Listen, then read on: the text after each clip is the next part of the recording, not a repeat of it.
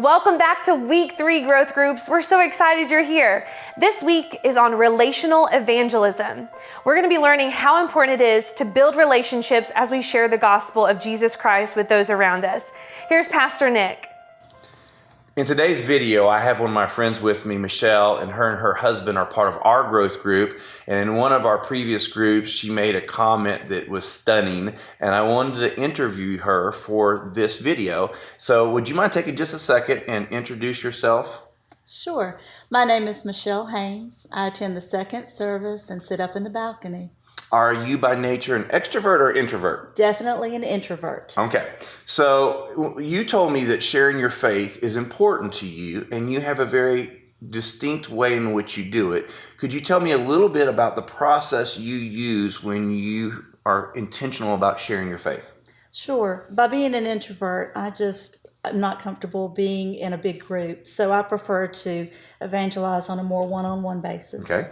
And by this, I've been shown just opportunities while I'm doing my normal daily routine, such as going to the grocery store. Okay.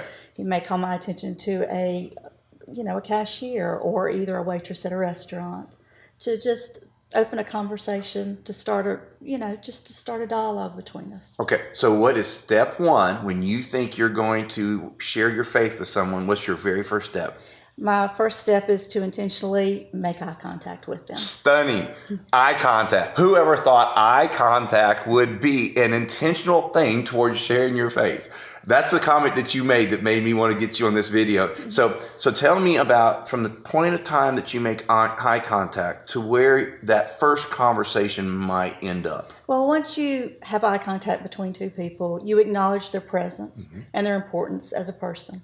And then you continue on by asking how they're doing and being genuinely interested in their response. And by being interested, you're showing them that you care. You're taking the time out of your day to acknowledge their presence and that maybe you can make a difference in their day. Okay. So probably not every time you start one of these conversations are you able to share your faith the first time you meet somebody. That's true. So what's your next step? The next step is to just go back at a later date, go to that same register, again with the intentional eye contact, and just start a dialogue. How are you doing? Be genuinely interested. I find that if you're continually interested in what someone else has to say, you're taking your time out of your day to make an impact on someone else's day. It's just a powerful thing. So you make eye contact. And then however things go in that first conversation, you are intentionally thinking that I'm going to come back to the same cashier or get the same waiter and so that I can continue on this conversation and build relationship. Absolutely. And when might you know would be a proper time then to use the relationship you have to actually mention something about Jesus? What might be a spiritual bridge that you might interject in that conversation to allow that door to open up? Obviously, it depends with each person, but in past experiences, I've had people say, do you ever have a bad day?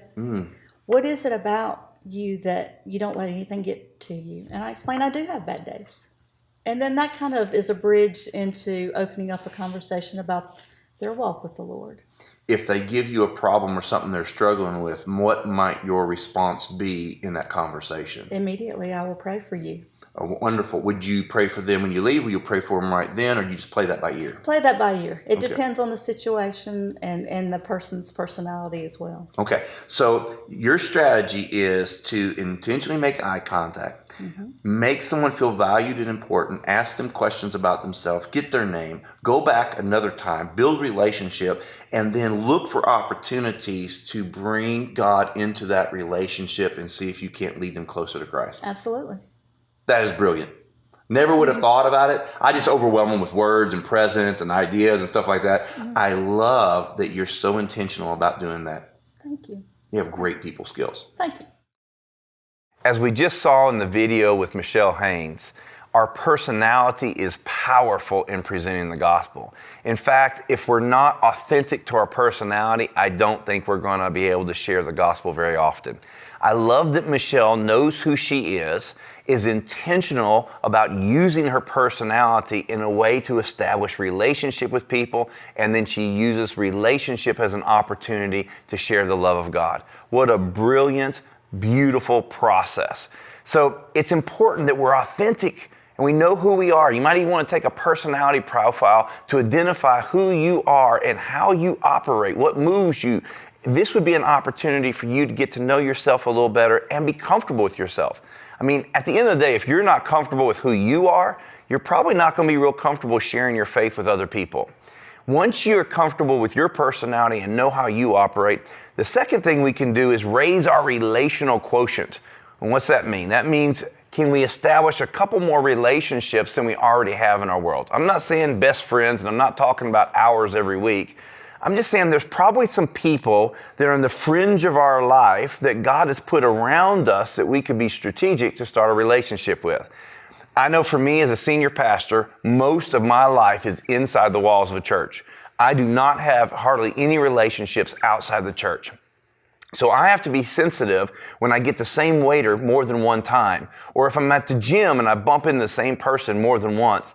I need to ask the Lord, is this someone who could be an assignment from you to build a relationship with that I might have the privilege of sharing Jesus with? And the last thing is that once I identify who's in my fringe, I want to start praying for them before I even talk to them about the Lord. One, I want the Lord to go ahead and soften their heart. Two, I want to know if it's my assignment. If it's my assignment, He will anoint me with words and actions where I will be able to express the love of Jesus to them. That is when we bring in the spiritual bridges that we talked about on Sunday. We look for opportunities to share a scripture. We look for opportunities for an act of service. We look for a way to take our conversation from natural to spiritual. So let's be okay with our personality. Make sure we're congruent with that. Be authentic. Be genuine. Use our personality to create more relationships. And within our relationships, look for spiritual bridges that we might have the privilege of sharing the love of Jesus Christ. At this time, I'm going to go ahead and turn it back over to our facilitators, and I'm going to ask you to take a moment and talk to the people in your group and ask them to consciously think about who are the people that are on the fringe of their life.